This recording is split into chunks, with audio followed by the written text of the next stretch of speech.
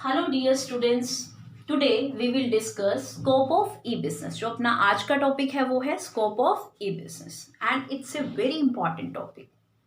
अपनी previous videos में मैंने ई बिजनेस बताया था।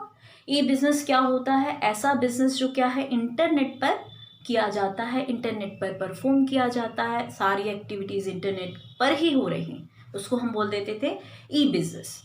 आज का जो टॉपिक है वो इम्पॉर्टेंट है, scope of e business.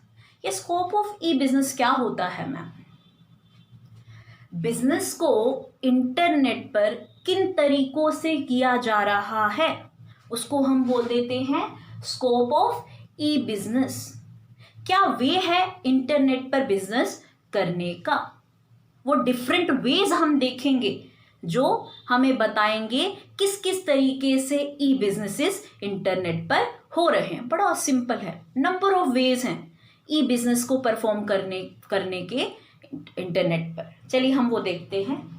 Different ways की बात करेंगे ई बिजनेस के। सबसे पहला जो वे है वो है B2B। फर्स्ट वे की बात करी है बच्चों मैंने, और वो क्या है? B2B। फर्स्ट बी स्टैंड करता है बिजनेस और सेकंड बी भी जो स्टैंड करता है वो बिजनेस। तो मैम ये जो दो पार्टी हैं, फर्स्ट पार्टी और ये सेकंड पार्टी, क्या इनके बीच में बिजनेस हो रहा है? तो यस बच्चों, क्योंकि बिजनेस कभी एक पार्टी में नहीं हो सकता। बिजनेस का मतलब क्या है? यहाँ पर प्रोडक्ट का एक्सचेंज करना, सर्विसेज का एक्सचेंज करना। क्या आप प्रोडक्ट अपने लिए बना रहे हैं तो आप कहेंगे ये बिजनेस है? नहीं। टू पार्टीज तो यहाँ पर असेंशियल है, और मैंने यहाँ दो पार्टीज लिखी हैं, पहली पार्टी बिजनेस और दूसरी पार्टी भी बिजनेस। इसका मतलब मैम बिजनेस और बिजनेस में ही जो है ट्रांजैक्शन हो रहे हैं, एक्सचेंज हो रहा है। यस, जब दो बिजनेस आपस में इलेक्ट्रॉनिक ट्रांजैक्शन कर रहे हैं तो उसको बोल देते हैं first way of e business, पहला तरीका ई बिजनेस करने का इंटरनेट पर। मैम कोई एग्जांपल दो जहां पर ये दो पार्टीज जो हैं इलेक्ट्रॉनिक ट्रांजैक्शन कर रही हैं, इंटरनेट पर इनके बीच में ट्रांजैक्शन हो रही है। यस, आप एग्जांपल लीजिए। पहला जो एग्जांपल है स्टूडेंट्स,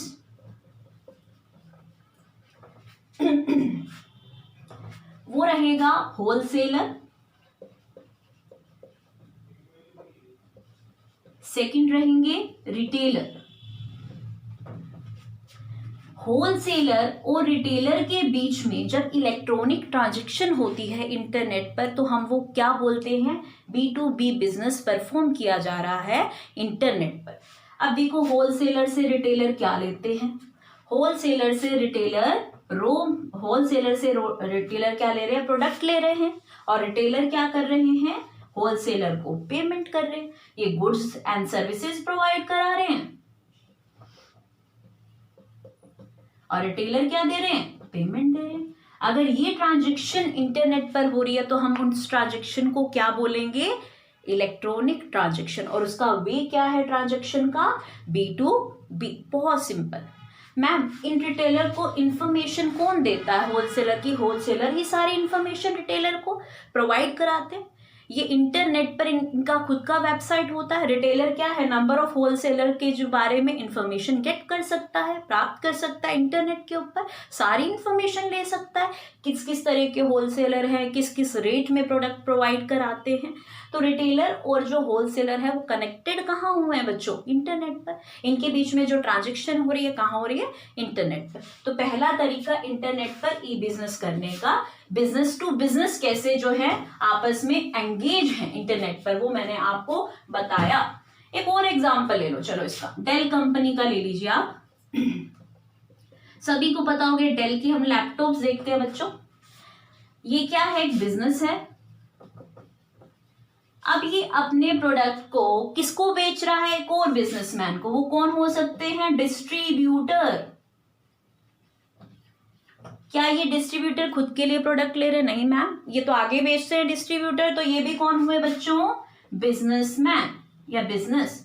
जब बिजनेस और बिजनेस के बीच में ट्रांजैक्शन हो रहे हैं। डेल कंपनी ने अपने लैपटॉप डिस्ट्रीब्यूटर को दिए और डिस्ट्रीब्यूटर ने इसकी पेमेंट की, तो ट्रांजैक्शन किस किस के बीच में, बिजनेस टू बिजनेस के बीच में हो रही है। Two parties are involve and two parties कौन कौन सी है, बिजनेस एंड बिजनेस। पहला तरीका तो जो है इंटरनेट पर बिजनेस करने का ये है, पहला वे।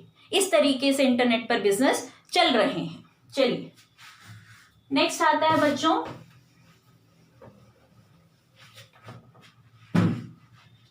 B2C। मैम आपने दो पार्टीज, अब एक पार्टी बदल दी, पहले तो B2B लिखा, B2C लिख दिया।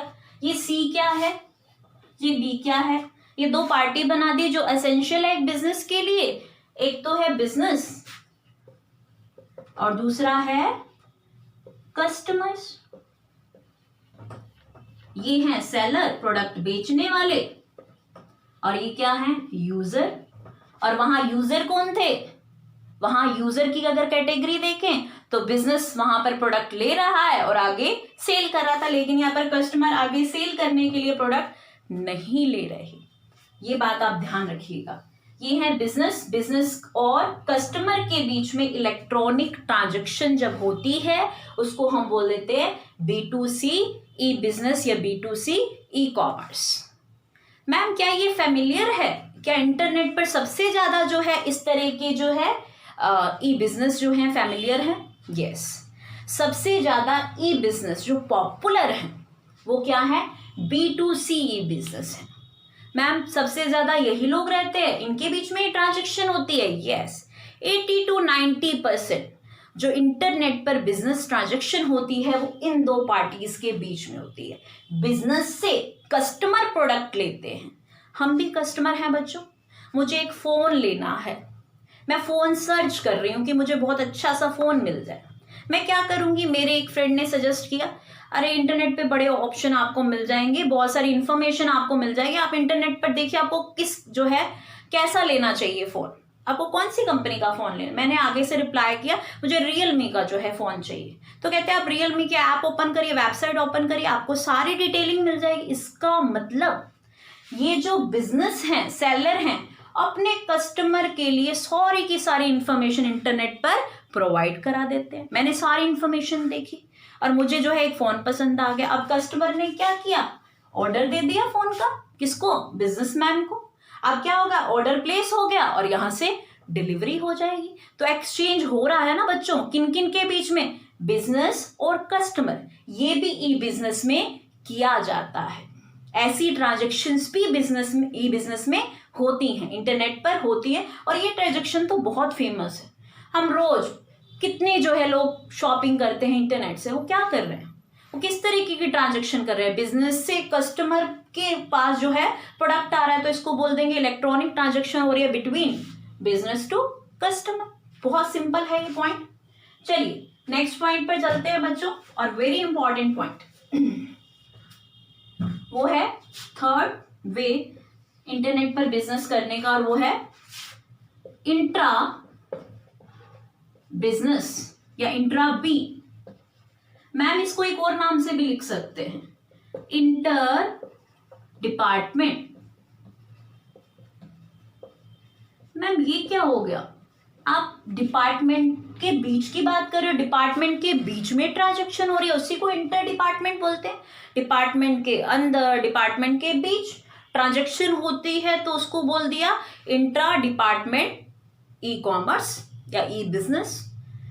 मैम क्या डिपार्टमेंट के बीच में भी ट्रांजैक्शन होनी चाहिए? समझिए बच्चों, एक लार्ज ऑर्गेनाइजेशन है, एक बड़ी ऑर्गेनाइजेशन है, वो अपने जो है ऑर्गेनाइजेशन के काम को चलाने के लिए बहुत सारे डिपार्टमेंट्स बनाएगी।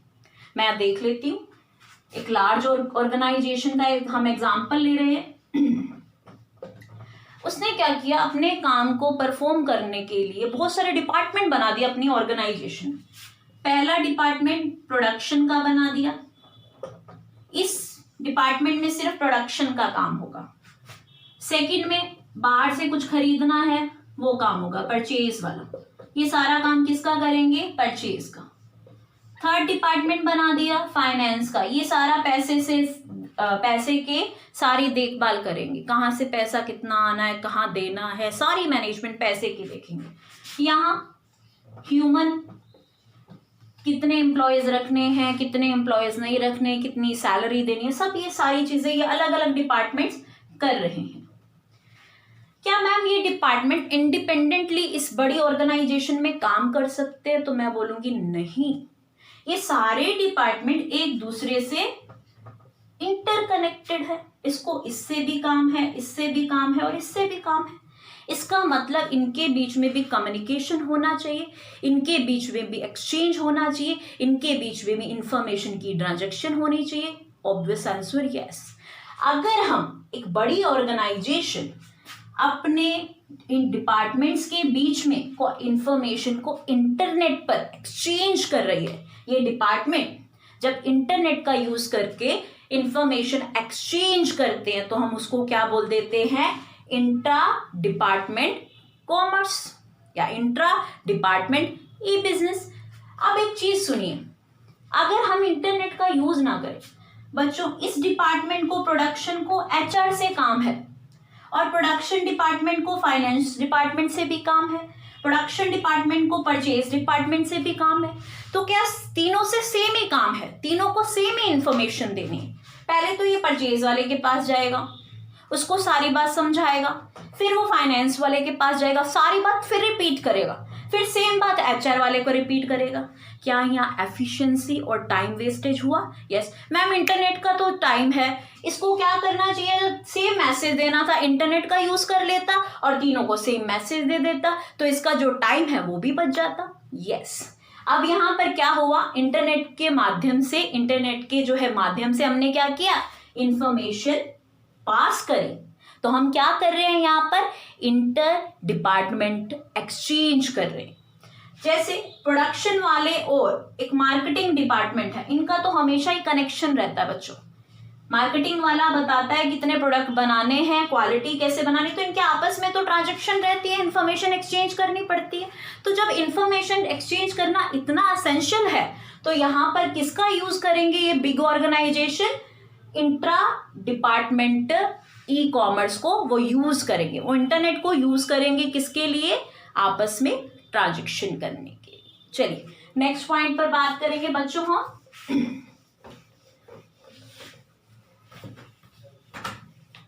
लास्ट पॉइंट है बच्चों और वो है C2C।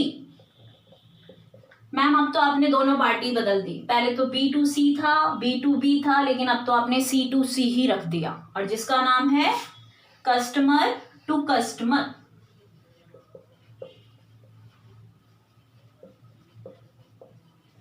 मैम अब कस्टमर ही कस्टमर के साथ ट्रांजैक्शन करेगा? यस अब बिजनेसमैन गए, अब कौन आया? कस्टमर अपने जो ट्रांजैक्शन या अपना प्रोडक्ट बेच रहा है किसको? कस्टमर। ऐसा कुछ होता है क्या मैम कि कस्टमर ही कस्टमर? यस ये नया वे है बच्चों।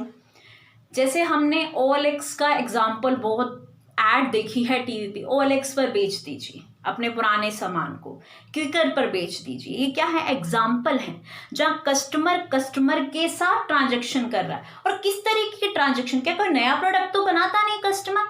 नहीं मैम, नया प्रोडक्ट कैसे बनेगा? कस्टमर तो प्रोडक्ट खरीदता है। इसका मतलब यूजेबल थिंग्स को जब वो एक्सचेंज कर रहे हैं अदर कस्टमर के साथ, मतलब कस्टमर ने जो प्रोडक्ट खुद यूज किया था अब वो पुराना हो गया तो किसको बेच रहा है?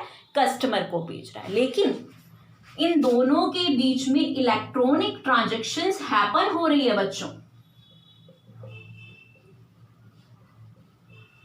एक्सचेंज इनके बीच में हो रहा है, कस्टमर टू कस्टमर। तो इस तरीके के बिजनेसेस भी ई बिजनेसेस के पार्ट हैं। ई बिजनेस जो है इन तरीकों से भी परफॉर्म किया जाता है, जो उसमें हम क्या देख रहे हैं? कस्टमर ही कस्टमर के साथ इलेक्ट्रॉनिक ट्रांजैक्शन कर रहे हैं।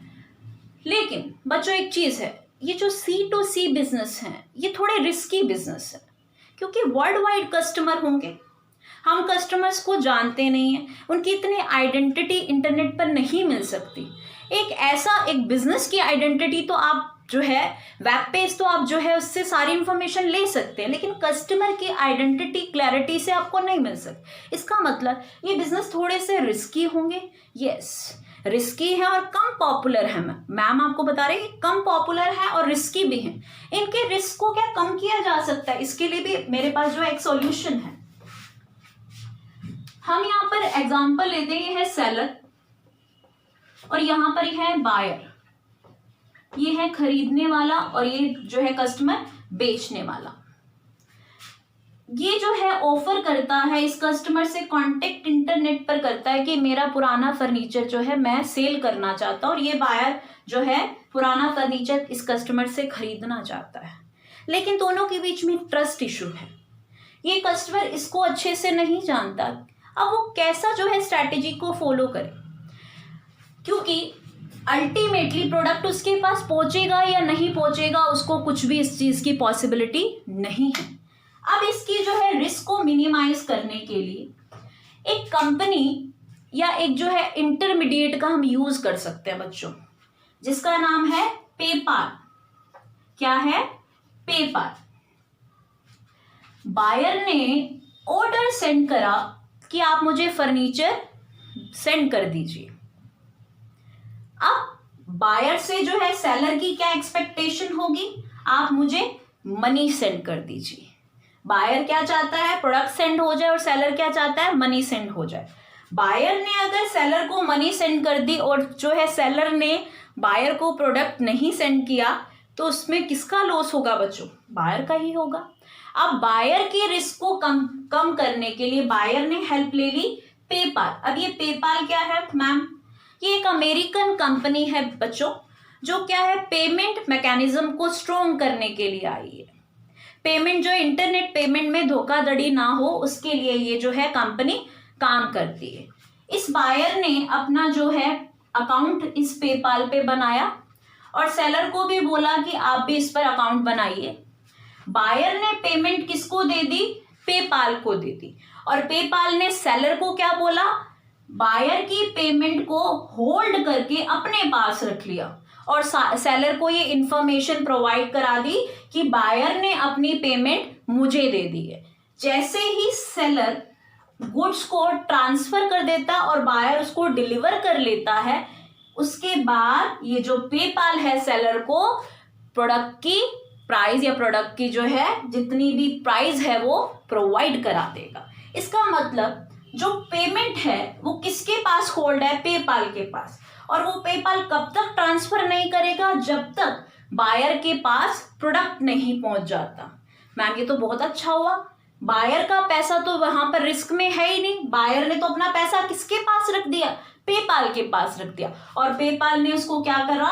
होल्ड कर लिया। और वो होल्ड करके कब तक जो है ट्रांसफर नहीं करेगा? जब तक प्रोडक्ट बायर के पास नहीं पहुंच जाए।